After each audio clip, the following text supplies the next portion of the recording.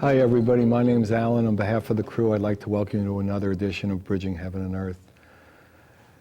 You know, I was just sitting here and knowing that at some point, you know, fairly soon onto the show, I was going to be talking about what this show's about and what the intent of all us coming together and all of us being available and making ourselves available to you, you know, universally.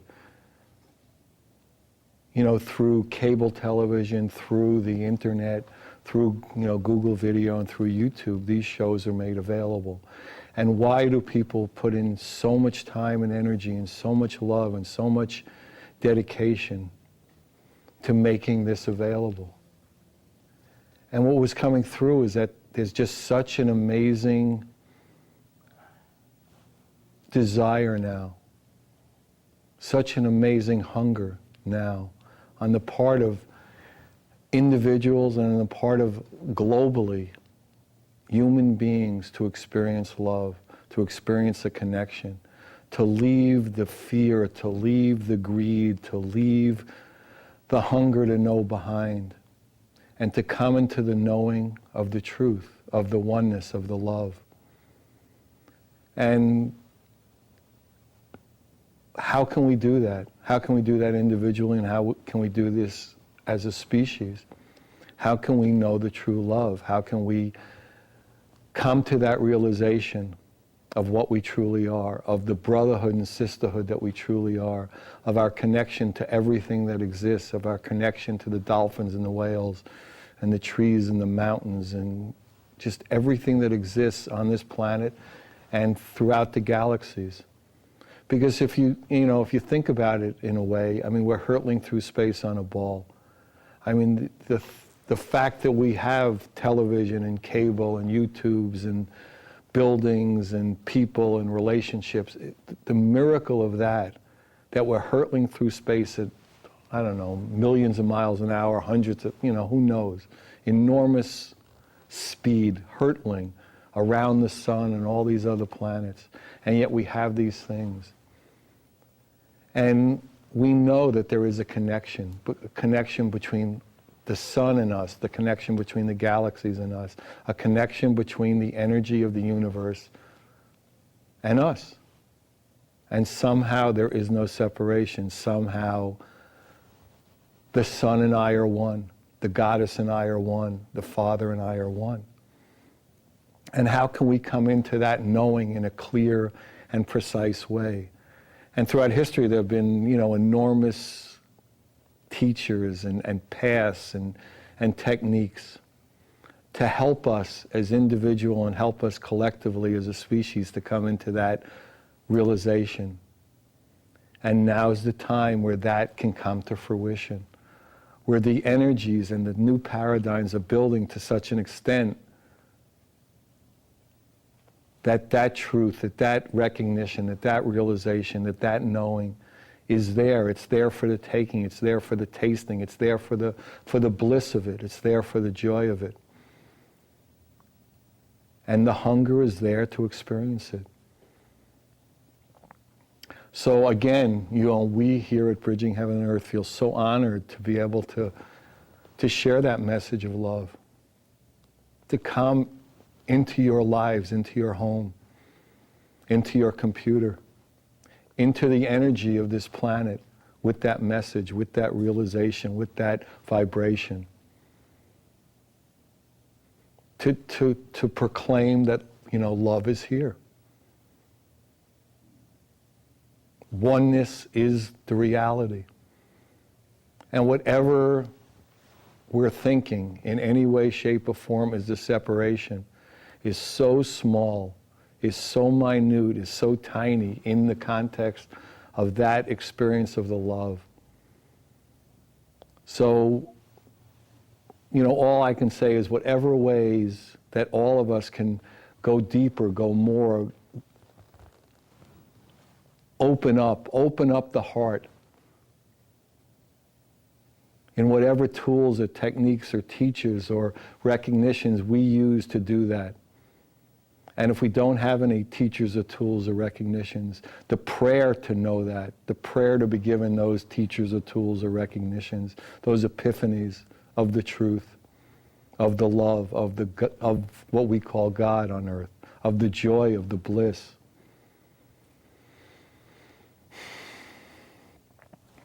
And we can do it joyously and lovingly and collaboratively and creatively together. And that's what we're here to do. And that's what this particular time in human history is about.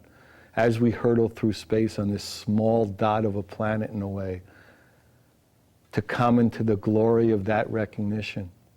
That is what this experiment is about, and that's what this time is about, to fulfill that majesty.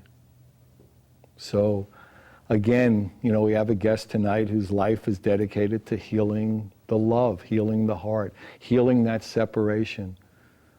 Gwendolyn Jones, she was born with a natural gift of being able to see into the spiritual realms.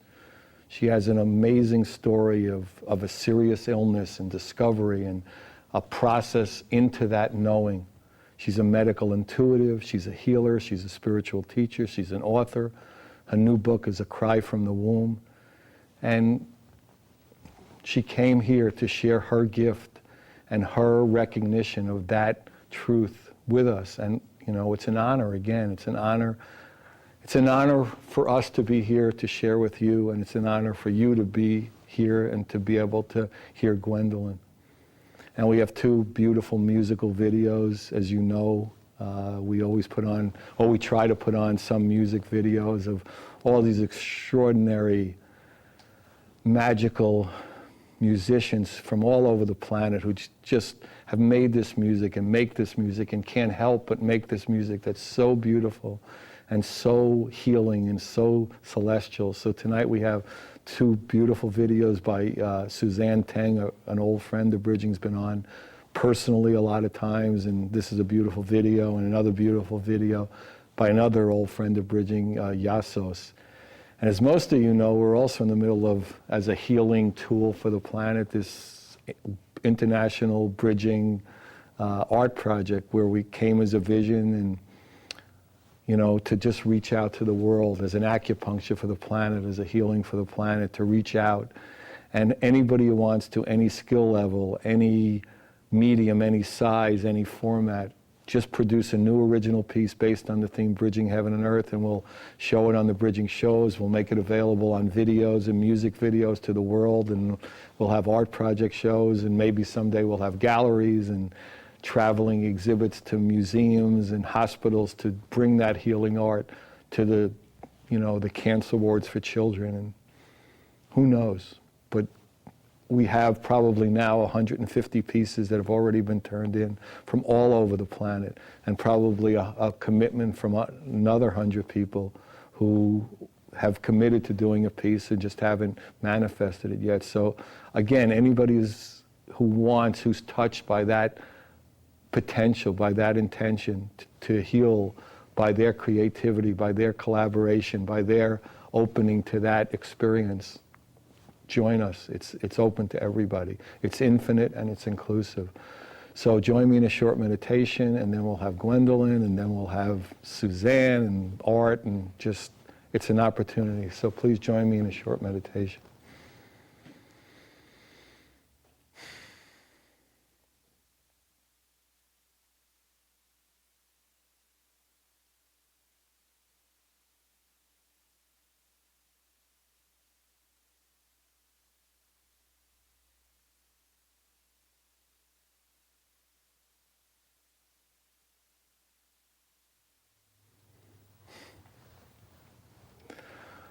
Okay, so we're going to start tonight's show with a beautiful Suzanne Teng music video, Katya's Dance, Suzanne Teng. Enjoy.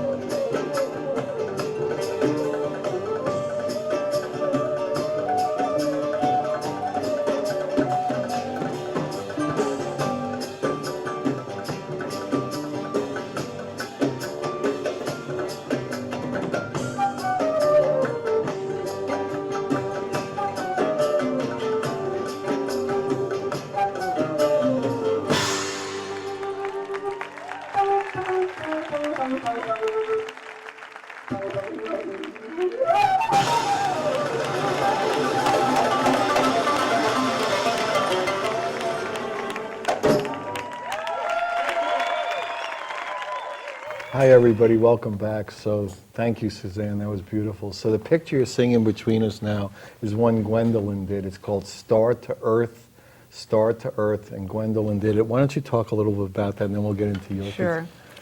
When you first asked me to create a piece for the show, For the art project. the only thing that I could get in meditation was holding a blue orb representing the earth.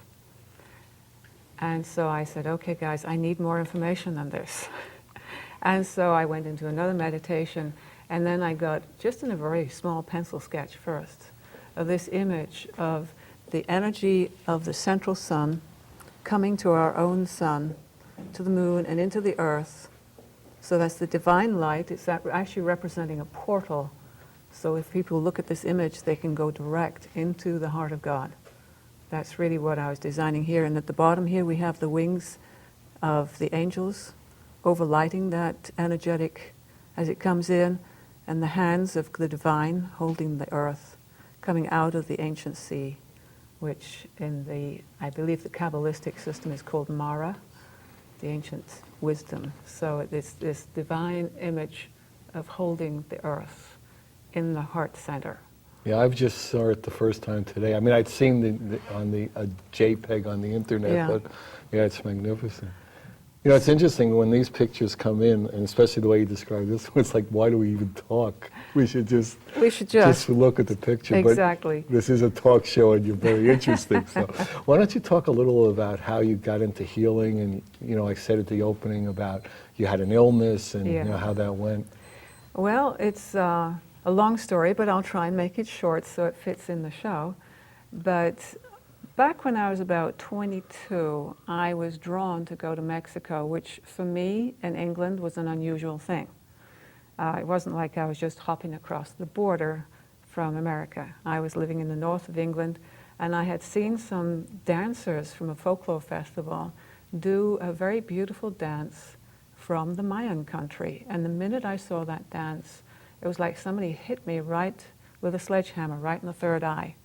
And I thought, wherever they come from, I have to go there. Something is pulling me so strong. So I told my mother, I'm going to go to Mexico. I didn't actually know where Mexico was. If I'm really honest, my geography wasn't that great back then. But I just knew I had to go where these people came from. And so I saved for 6 months, even got a bank loan because I was a photographer back then. And I told them I wanted to photograph the ancient places. And so set off my first big journey on my own to a big foreign country far from home. Though I had been on small journeys before to Europe, this was very different. This was flying to a whole other continent. I barely knew any Spanish, just what the BBC had given me on a very short course, so I knew how to ask for a pair of pajamas, but that was about it. I never used it. But that's what they teach you in England when you go to a Spanish country. Right. Quiero mi pijama, you know. In the United States, they say, "Donde está la panadería?" which is the bakery. That's what they The bakery. teach. In Right. England, of course, being proper, you need Right. pajamas. In America, So- you need the baked goods. But, yeah. So anyway, I get to Mexico, and I started off with a camping tour, and we went to all the sacred places of any significance. And as soon as I got to Palenque, I recognized it. It's like, I've been here before. I know this place. In fact, I could have told the guide more about it than he was telling us. Wow. I mean, you knew specifics. Yeah. Okay. Yeah, I felt the energy. I knew where the temples were. I knew the things that we'd done in the temples. Wow. When we got to Monte Alban, the same thing happened, and I just was walking around. It was like I'd come home. Wow. So for a person from England, age 22, that was pretty mind-blowing. You know, just feel like I'd actually come to a country that felt like But you had home. had a spiritual background. And you had Yes. spiritual experiences I from had- early on. From early on, I'd been having dreams and visions. But I this had was never gone completely to a country different, where right? I suddenly felt, even though I didn't know the language properly by any means, I just felt, no, I've come home. This is home for me. This is a Wow. very ancient feeling, and it feels good. I feel strong here. But what I didn't know was by going on the camping tour, we had somebody who was leading the tour who probably wasn't very bright when he told us all, and we were all from snowy Europe. It was snowing when we left, and we arrived in this heat. He says, well, we're going to camp, so eat and drink like the Mexicans. Well, of course we all got sick. Within a matter of days, we all had the runs. But that turned out to be one of those difficulties in disguise that was actually what got me to the place I needed to go. But I didn't know that at the time, so I learned to run up and down pyramids pretty quickly Right. because I found that when you have that kind of problem going, you have to find the bathroom fairly fast. All that having been said, I decided to stay in Mexico even though I was supposed to fly home. Somebody had given me some Lomotil, which is something that stops the runs, just the day before my flight was due to leave. And I thought, you know, I'm feeling better. And I really haven't done everything I came to do. I know there's something I'm missing. So I went to the government buildings to extend my visa. And when I was there was an English girl, and she said, "Oh, are you from England?" I said, yeah. She said, oh, I haven't spoken to anybody from England for 9 months. Turned out she had a place to stay, she needed an illustrator, and she had a job for me. So I said, great, I'll stay. I let the plane fly away the next day, $5 in my pocket, believing I had a job. A few days later, she said, well, you know, the job fell through. So that began another very interesting turn of events of finding work in Mexico when you don't speak the language. I did find work eventually, and that part is another long story, but you want to know about the healing side. So over a period of months, I began to research all the ancient places in Mexico, doing photography, and also learning about the ancient ways of the people. And eventually, about 1.5 years had gone by this time, and suddenly I was aware that my illness was certainly no better. And I had tried all the doctor's remedies that were out there, and I was still very, very sick. 1.5 years with amoebic dysentery is not the way to go. You wouldn't think that. No, right. no, and I kept trying and I kept working on it, but I just couldn't cure it. And they gave me all kinds of cures. Arsenic was one of them. So it's a killer cure. Yeah, it was it was poison. a complete poison. Right. But none of it worked. And then one day, a young man came to the place I was staying, and he was looking for a friend that was sharing the apartment with me, and she wasn't there. And I said, well, you can come up and wait for her. And as he walked up the stairs behind me, I felt like he was looking right through me. It was the strangest feeling. When I got up to the top of the stairs, he stopped dead in his tracks, and he looked at a drawing that I had made. He said, where did you get that from?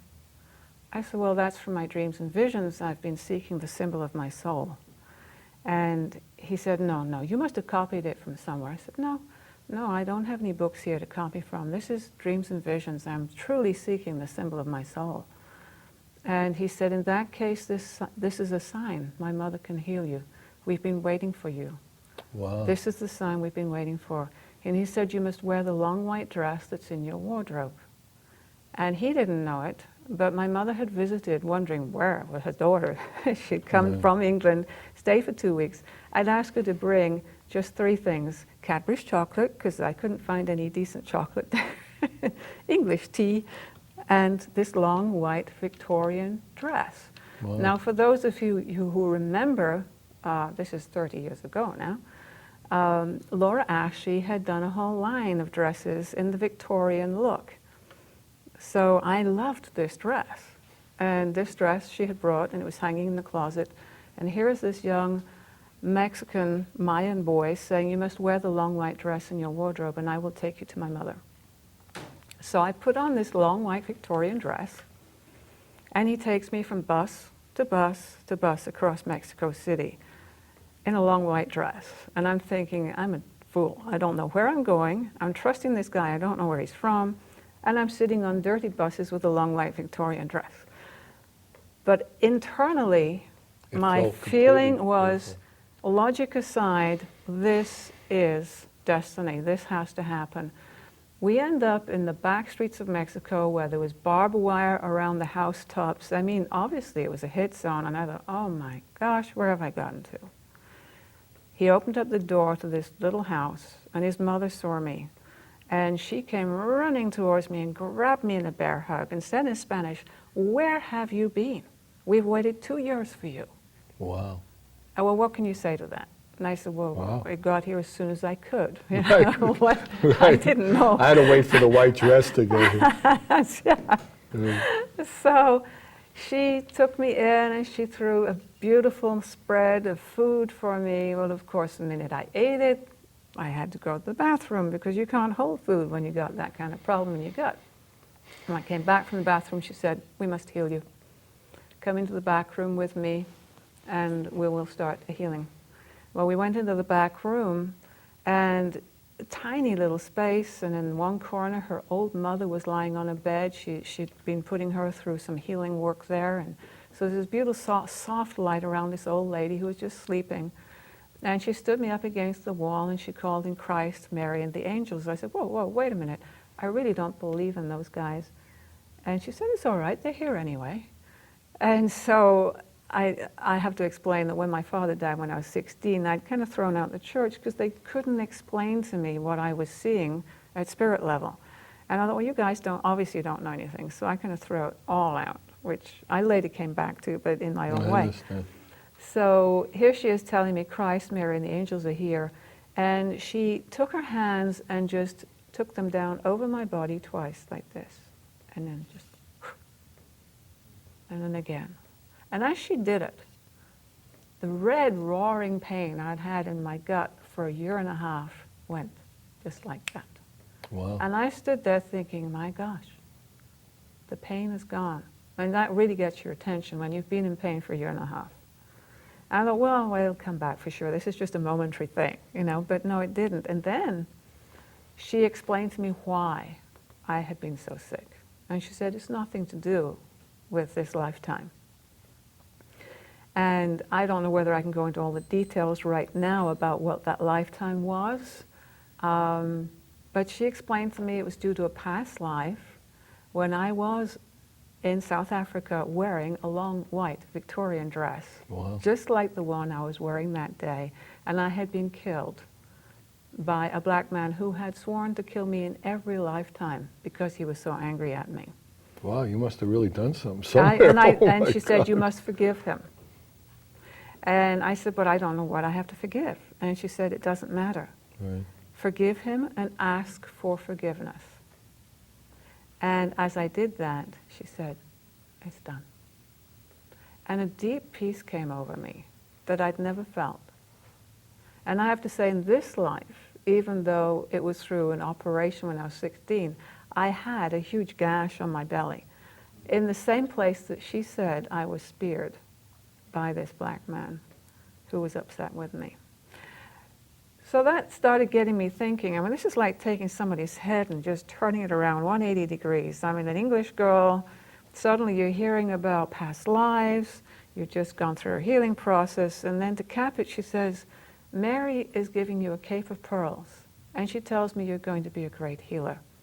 And I said, whoa, you got the wrong girl. I'm sorry, I'm an artist, I'm not a healer, you've really got the wrong girl. And she said, no, you were my daughter in Egypt, and you have come back to us for training. We've waited for you for 2 years since we knew you were coming. She had picked up the minute I had seen that dance of the Mayans. She had picked up my frequency that minute when I said, I have to go there, I don't know why. That's when she drew that drawing. It was that instant, and from that moment on, she told her son every day, she will come to us. She will come to us, don't you worry, she will come. Anyway, she took me in, she trained me for about 4 months. And the way she trained me was by day, we would be doing herbal work, and then about 3 o'clock in the afternoon, and I have to say part of her deal was no drugs, no alcohol. You have to learn how to go through the gateways totally clean and come back totally clean. So there was nothing that would make me sleepy. We weren't doing any herbs to ingest. There was nothing like that. But at 3 o'clock every afternoon, I would suddenly feel this deep, overwhelming sleep. And she would say, the angels have arrived. You must lie down, and you're going to go to the next place for learning. And as I would lie down, I would almost instantly go into a deep sleep and would go off into another realm. And when I would go to that other realm, there I would be seeing the ancient Mayan healing techniques in the ancient pyramids. And each time it was different. And when I would come back to my body, she would say, where did you go? And I would describe the pyramid or the healing place to her. And she would say, ah, yes, that's the temple of, and whatever the name was. If it still existed in a place that was close enough to find, then her son would take me to that place. So I could see that I was dreaming true. It was absolutely fascinating. So that went on for a period of months. And eventually I started dreaming of places in England. And she said, you must always follow your dreams. No matter what happens, follow those dreams, because that is how the angels will work with you. So that's why I'm in this country. It's why I'm doing what I'm doing. When I did get back to England, I did find the places I'd been dreaming of. And that set me on a whole other journey of finding out new healing techniques, learning from English healers. And so that's how my life continued. Doing photography was the way I earned my income, but also doing the healing work in the background, learning it. It wasn't until I was 1994 when I finally started doing work professionally as a healer. Because for all that time I kept thinking that I needed more information, more information. And finally it was when a dear friend of mine died who was a brilliant healer. And I went with her into the light. And I said to her teachers, as my friend is now passing over, if you would work with me, I will take the mantle and continue. And they took me at my word. And within a week, they came to me in meditation and said, put everything in storage, you're going on a journey. And I said, well, wait a minute, guys, let's have a little logic here. I just got this brand new job at Lucasfilm that I've waited for a whole year for. I've maxed out my credit card in order to get this job. And they said, well, you said you wanted to serve, didn't you? And I said, well, yes. But I just felt, well, can I do it? Well, within a week of trying to learn this new program, this was just as Jurassic Park had been finished and we were all going digital. I was falling asleep on Linux books and books of computer stuff. I just thought, this isn't where I should be. And so I told my friends, you know what? I'm going to go on a journey. The angels are guiding me to go. And all my friends thought I'd totally lost it. Completely, Gwen, you've just got this job. How are you going to survive? I said, I don't know, but I have to go. So I put everything in storage, $100 in my pocket, and set off on a journey. And I haven't stopped. Wow. I and haven't this was, stopped. and where were you at this time? Were you up in Marin County? I was living in Marin County. And the irony was that many of my friends, I had a little car that it was just about 60,000 miles, and they said, you really need to put your timing belt in now before you try to go cross country, put a new one in. So I had a new one put in, and the man who put it in apparently didn't put it in right, but I didn't know that. So I set off direct east. That was my thought, you know, go east. Oh, go east, young woman. Go east, young woman, because you couldn't go west, because I was already on the You'd be west. in the ocean. So, so just Go east. ocean. Go east. And I went as far as Grass Valley to stay with a friend who was, she's Native American. My timing belt broke. I said, well, how can it break? I've only just had it put in. So the $100 that I had for travel, which is all I had to go on fixing this darn timing belt. My Native American friend very wisely just sits there and says, Gwen, it's all about timing. Your car is telling you it's about timing. The journey is the journey, she said. You're not going anywhere. It's not about getting to the next point over there. It's about being in the now, in the journey. She says, you're going too fast. You're going too fast. Yeah, you have a destination. Yeah. Why do you need one? Right. Right. So in order to get my refund back from the guy that put it in, I had to go back to Marin County to get this $100 from the guy that had just, you know, put it in wrong, and it took a little negotiation, but finally he gave it me back. But this is the amazing part. I got back there to find that a friend was just about to commit suicide.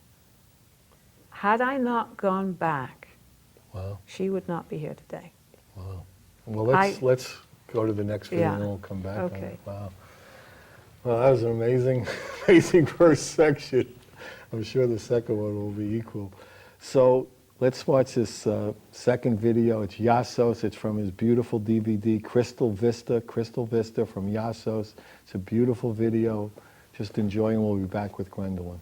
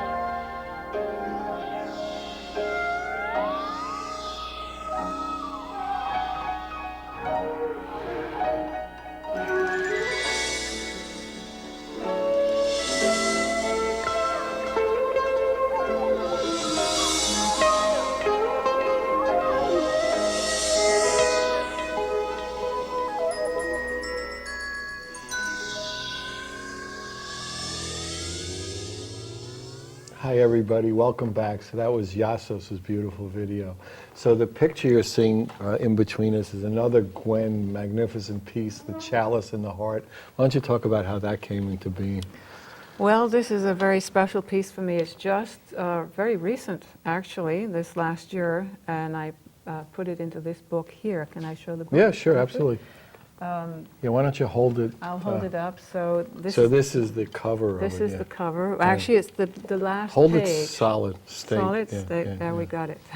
Sorry, guys. Right. Okay. What I wanted to do with this was give my clients initially a way that they could go directly to the God heart. After we'd finished healing work with people, I found that oftentimes they would say to me, well, Gwen, now we've got to this place of grace. How do I stay there? Good question, really. Because a lot of Very them good go question, home and right. they don't know how. Right. And I had come across an image by Keith Critchlow, who is a beautiful teacher in England, and he works a lot with geometry, sacred geometry, I guess is the best way to describe it. And I was busy researching some other information and came across this little pencil drawing in one of his books. And I'd seen it several times over, but this particular time, it hit me right between the eyes, just like the Mexico thing. You know, here boom, I got it again. And suddenly a whole sequence of images flooded right through me, just with that little black and white drawing. And I began to realize with the 3 words he said, simply that, for those of you who understand the Kabbalah, this is how it's created. Well, I had studied some Kabbalah, and I had seen the image of the Kabbalistic tree many times, but here was this drawing that didn't show the tree at all, but was all made out of circles. And so I was going to be doing a lecture for some people, and I created a whole sequence of images called the chalice in the heart, and it starts with aligning the body to the first part of the being. So what we have here is the 3 inner circles from the base of the spine to the top of the head, all linked through the heart. And then we have the outer circle. That's, if you like, the first section of personality. Then we have 3 more circles that link, that create the outer to the soul. And then we have 3 more circles that link, that link to the God heart and the heart of Mother Earth. Once you have all of that linked, you become one with the divine. So it's a whole sequence of meditation of becoming one with the divine. And the reason I call it the chalice in the heart is many people are outwardly looking for the chalice. And what I'm saying is the chalice is the soul. And we don't have to go looking for it, it's right here. You're made of it. We are the chalice. And what fills the chalice is the divine light of God, which represents the wine. So in the Christian tradition, when Christ takes the cup, or in Holy Communion, you take the cup, you fill it with the divine wine, and you drink the wine, the blood of Christ, right? What I'm saying is that symbolic energy, no matter what belief system you have, you can go into that divine place of opening your soul and receiving that light in full oneness with the divine. So that was how I've been teaching my clients, and there's a whole sequence here. If we just flip it through very quickly, you'll see I build the whole sequence, and I explain each part of it so you can slowly work through the book, get in touch with the angelic kingdom, and eventually come into divine union. And so this piece here is actually the very last part, which is this image here. Right. Wow, amazing. So it's a complete sequence, and it's mainly because people kept saying to me, well, Gwen, you know, I get them to this beautiful place in healing work, and then they would want to go home with something to hold on to so they could go back to that place when they would do their meditation. So that's the reason for that piece, and it really is about coming into the divine oneness with the heart, which links me to the other book, which was done before. This one was done after all the journeys across country that I did. And this one is called A Cry from the Womb, Healing the Heart of the World. And why is it healing the heart of the world? It's because as we heal each individual person, their heart brightens, and the group heart, the global heart brightens with that. What I was finding with men and women as I crossed the country was so many of them were dealing with wounds from different situations, whether it was the loss of a child, the loss of a parent, the loss of a spouse, and they hadn't been able to process it. And so all they may have gone on with their lives, when I would look at the soul, or look at the mental body, or the astral body, all the bodies register pain in different ways. And then it ends up affecting the physical body. And so many people were coming to me very, very sick. Perhaps it was cancer, or perhaps it was a heart condition, or perhaps it was a stomach condition. But when I would seek and look into the field, here I would find an energetic of great sadness. Usually it shows as a dark field. And that's always what I'm looking for when I'm scanning through. I'm looking, where are the areas of light, where are the areas of dark, and at what level is it affecting this person? So if I find an area of darkness, I will go into it with light, and I see a movie running of what caused the illness. It's very interesting. It's like somebody just switches on a movie, and I'm back in that moment, and I'm seeing what transpired to cause that pain. Now, what started happening was women were coming to me very sick for different reasons, and I'd scan through the field, and here I'd find the soul of a child stuck in the energetic field of the mother. And this was what was causing her to be sick. And so I would say to her, it looks to me like we have a child that's not going into the light. Have you lost any children? And sometimes they would have very clear memories, or sometimes they would be very fuzzy. The fuzzy memories might be that it was a child that was lost in very, very early term miscarriage, and perhaps it passed away without them even being fully aware. But it still left the energetic matrix of this unfinished energy in the field. But in some cases it was a stillborn, or some cases it was a toddler who had died in a drowning. Whatever the situation was, if the mother had not dealt with the emotion and had clung to the child's spirit and not allowed that child to go into the light, then that child became an energetic blockage in her emotional field, which then caused the cellular tissues to be depleted of energy. Because if you're holding a dark field in your body, and if it affects the etheric body, which is the electrical matrix, then you can be sure that the cellular tissue is not getting the energy it needs in order to be healthy and whole. So I began to do this work, and women started saying to me, Gwen, you have to put this in a book. And I said, well, I'm not a writer. It's like I said to the Mayans, you know, Right, I'm not a healer. Yeah, right. Whatever, we always use the expression, whatever you think you are, you're more. So start there and don't even bother limiting yourself. So well, it took me 10 years finally to write it, because I had to write about my own story too, in order for people to understand. Why would I, of anybody, have the authority to write this book? Well, so, I mean, the fact that you were seeing it and can help heal it, I mean, isn't that enough? It wasn't, from my feeling, it wasn't enough, because it didn't deal with the personal understanding that I had of what had gone on through my own body. I see. Yeah. And so I am being guided to tell the people what happened. Good. And I was in two moods about that before the show began. Should I discuss this? Should I not? Mother Mary is tapping me on the shoulder right now and saying, you tell the truth, girl. Just like it is. It's always the best way. Straight from the hip. Go ahead. Straight from the hip, and don't let go. So the truth is that when I was 16, I was raped and had an abortion because of it. That sent me into a very dark downward spiral. And it wasn't until I met the Mayans that I came out of that spiral in any way at all. And they taught me how to forgive the rapist, and to do the healing work necessary.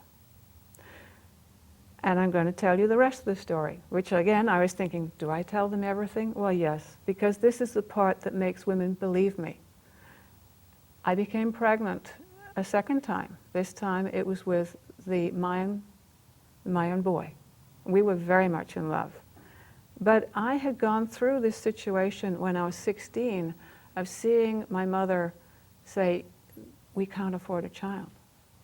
My father had just died, And she said, we can't afford to bring another child in right now. And so I didn't feel I could go back home pregnant. And what I tell women, to be aware of when you tell your daughter, do not have this child, it sits very deep in the psyche. And it makes you feel that you cannot be loved and go back home if you're pregnant ever again. And that's where I was at. So I went into total fear. Even though my boyfriend wanted the child, against his wishes, I had another abortion. This time in Mexico in the back streets. And it was not a pretty situation. That is described in the book, so I don't need to describe it in detail. But I never forgave myself for that. And what was interesting was years later I came back to England, even though we had talked about marriage.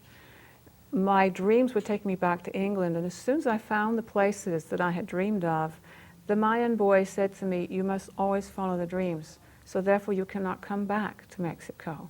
We must separate. We've done all that we can do together. And that really broke my heart. But I followed the dreams. And it was while I was going to healing workshops, there was a homeopathic doctor there. Let me ask you a question. Yes. So the Mayans were teaching you to forgive and to forgive. Right. But it was much more difficult, and they were unable during that period to teach you to forgive yourself? I didn't get there. You didn't get there. And this is where I'm going to, is although I could forgive the black man that had speared me, I did not discuss openly with the Mayan teacher, the mother, that I was pregnant. She'd said a few times. And she didn't know? I'm sure she did. I She said to me a few would- times, I you would- seem very, very sad. And she also said to me, your mother keeps visiting me on the inner plane. She wants you to go home, because my mother was very psychic too. So because I knew what it was to be pregnant, I knew I had to move very quickly. I was only pregnant for a matter of maybe 2 weeks. But it was enough, and I went to another healer across town to confirm. And she just passed her hands over my belly. She said, yes, there's a child here. She did it with feeling. I can now just look at a woman and see the child spirit right next to her. But at that time, I didn't know fully. I wasn't fully aware, fully trained, but I knew in my own physical body that I was pregnant. There was no question. So it was against the will of my boyfriend. And he was most distressed about it. It was not something that he wanted. But it was because of my own deep-seated fears about being rejected by my own family. And that's the part that I want people to understand, is when we do something against our body, it goes deep into the psyche. So that first event when I was 16, I had to steel myself so hard to go through that. And by doing that, I shut a part of myself off. So what happened when I went back to England and I was in a healing course, a homeopathic doctor looked at me. He said, your body is screaming for something. I'm going to send you a remedy. I'm not going to tell you what it's for, but I want you to take it and let me know what happens. So he sent me one sugar pill. It was about that big, half an inch big.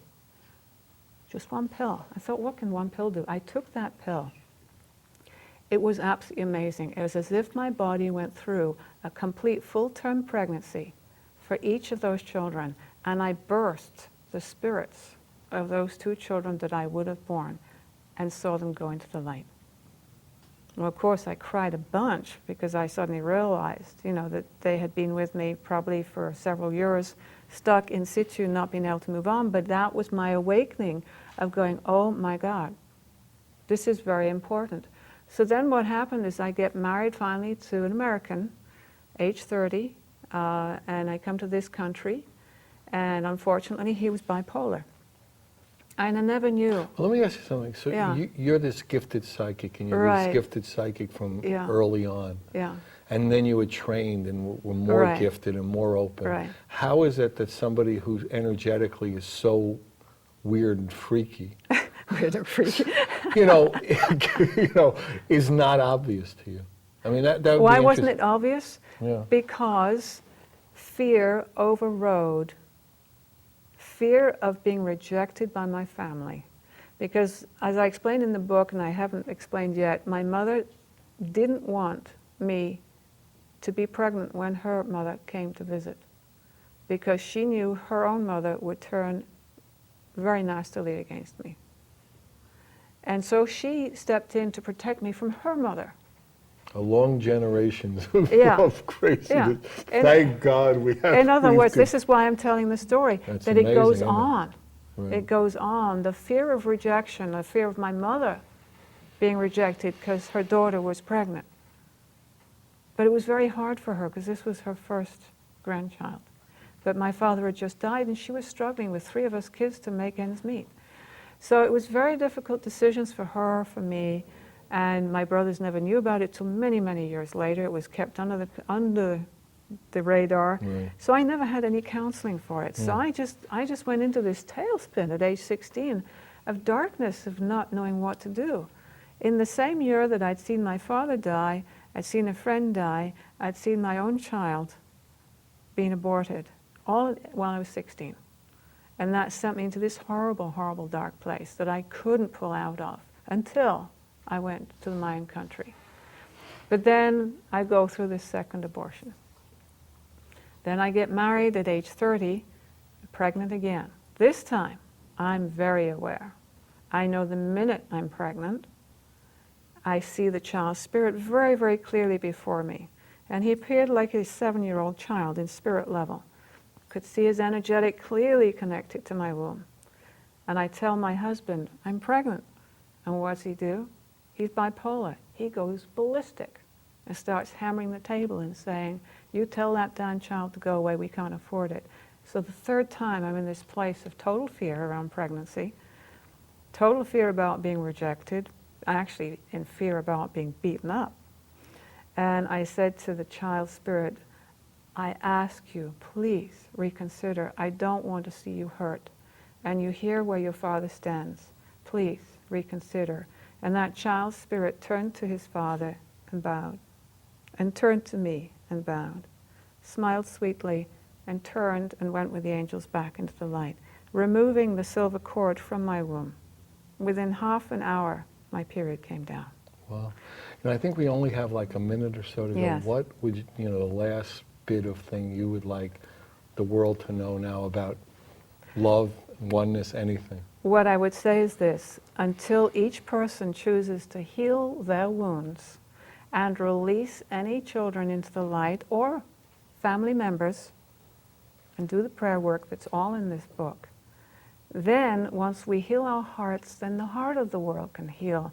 And as a global heart, we can know peace and oneness. But right now, we have a lot of people who are very wounded, who are desperately seeking that love. And that's what I would say is, do the work, guys. Do the work. Okay, so there you go. Just do the love, to, be at it. So you want any information about Gwen, the books, the art, anything, Alan, 805-687-2053. We love you. Good night. It's been an honor. Thank you. Good night. We love you. Thank you all.